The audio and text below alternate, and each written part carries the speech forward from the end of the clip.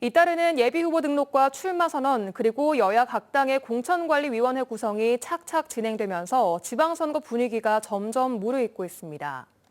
대선 이후 막바로 치러지는 이번 지방선거의 경우 예년 선거에 비해 관심을 갖고 봐야 할 부분도 많은데요. 한신구 기자가 짚어봤습니다.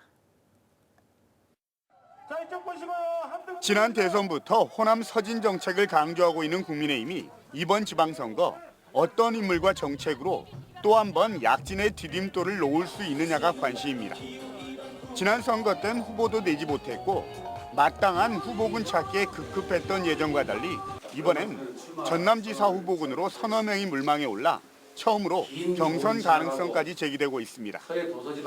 광주시장과 광역기초의원 선거 역시 당선 가능성 여부를 떠나 젊고 참신한 인재 발굴에 주력한다는 방침인데 이준석 대표가 대선 이후 감사 인사 차원에서 광주를 거듭 찾은 것도 이런 맥락으로 풀이됩니다.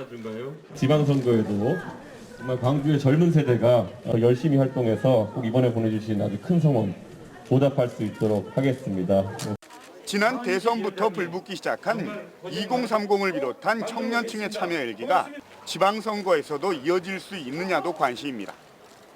대선과는 선거 지형이나 구도가 다르지만 세대별, 성별 지향점이 뚜렷이 나뉘고 있고 지역 이슈에 대해서도 자신의 목소리를 당당하게 내는 젊은 층이 많아지고 있기 때문입니다. 과연 어느 정당이 그들에게 더 유리한 정책과 내용을 가지고 다가오느냐, 다양하게 정당을 선택할 수 있는 자유로움이 보이지 않을까 생각도 듭니다.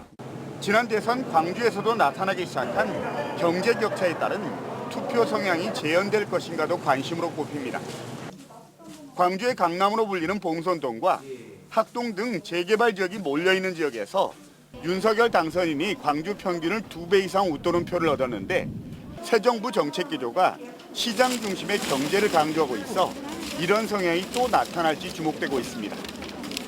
여기에다 여성 청년의 광역 기초의원 공천 비율을 30% 이상으로 한다는 목표를 제시한 민주당이 얼마나 혁신적인 공천과 새로운 인물을 내놓느냐도 관심사의 하나입니다.